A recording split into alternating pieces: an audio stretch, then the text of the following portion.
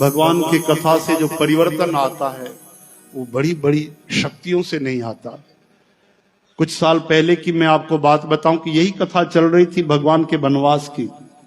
हमारे मध्य प्रदेश छत्तीसगढ़ में अमरकंटक नर्मदा नदी का पवित्र स्थान, वहां पे पूज्य मुरारी बापू आए थे और उन्होंने श्री रामायण कथा कही।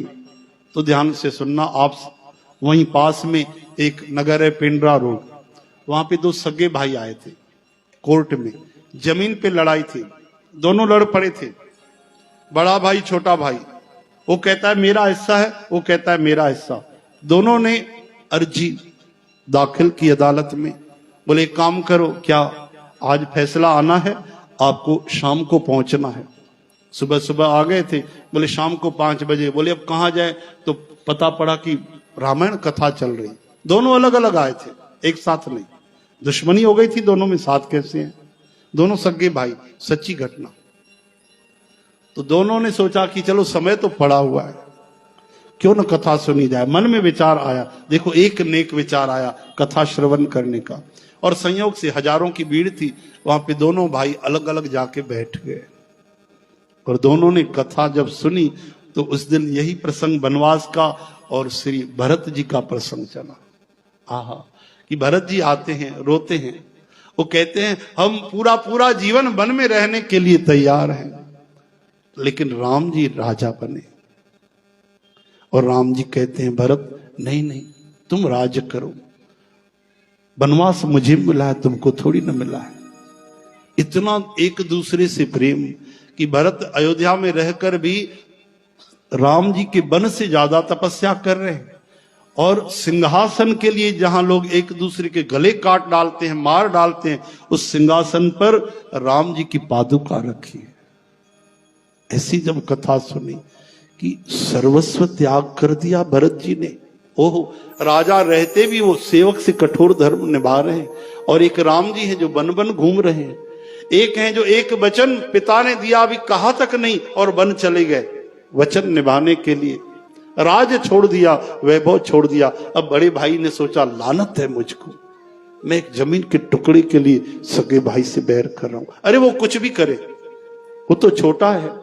राम जी ने राज त्याग दिया, मैं एक जमीन का टुकड़ा नहीं त्याग सकता। वहीं राम कथा में बैठे बैठे बड़े भाई ने कागज फाड़ दिए।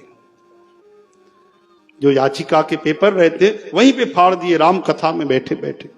और छोटे भाई ने जो कथा सुनी, ओहो, कि एक भरत है जो राज त्याग कर कहता है मैं जीवन भर वन में रहूंगा, आप राज करो। रोने लगता है। दिन रात 24 घंटे आंसू झरते हैं भरत की आंखों से। भाई हो तो ऐसा, धिक्कार है, पिता तुल्य बड़े भाई से मैं जमीन के टुकड़े के लिए बैर कर रहा हूं, ले जाऊंगा अपने साथ मरकर जमीन का टुकड़ा। ओहो, आज मुझे कथा न मिलती तो मैं तो महापापी नरक जाता। लोग तो गैरों पे भी प्रेम करते हैं, उपकार करते हैं। हे हरे, मैंने क्या कर दिया? अरे वनवास मिला राम जी को और गए फोकट में लक्ष्मण जी। लक्ष्मण को तो एक दिन का वनवास नहीं मिला।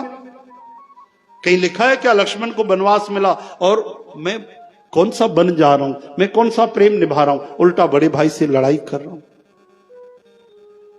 अब जब शाम का समय हुआ, कथा श्रवण कर दोनों भाई वापस गए तो कोर्ट कचहरी में दोनों एक साथ कहते नजर आए कि भैया हमें मुकदमा नहीं लड़ना। छोटे भाई ने भी वहां कागज फाड़ दी। और जब भाई बड़े भाई पे नजर पड़ी, चरणों में गिर पड़ा, भैया क्षमा करना, क्षमा करना, हमसे गलती हो गई, माफ करना।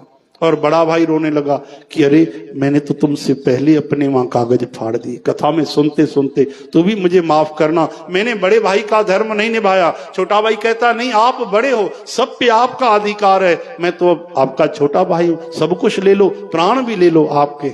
दोनों ने गले लगाया एक दूसरे को। आए थे दुश्मन बन के, और जब वापस गए तो भाई बन के गए, मित्र बन के गए। उस दिन के बाद उनके परिवार में कभी झगड़ा नहीं हुआ। ये कुछ साल पहले की घटना है। सच में जहां राम जी की कथा चले, राम भरत प्रसंग चले, आहा, राम जी का वनवास, पितृ भक्ति, मातृ भक्ति, भाइयों का प्रेम, राम राम राम, वहां कलयुग में भी सत्य को रहेगा, ये सच्ची बात है।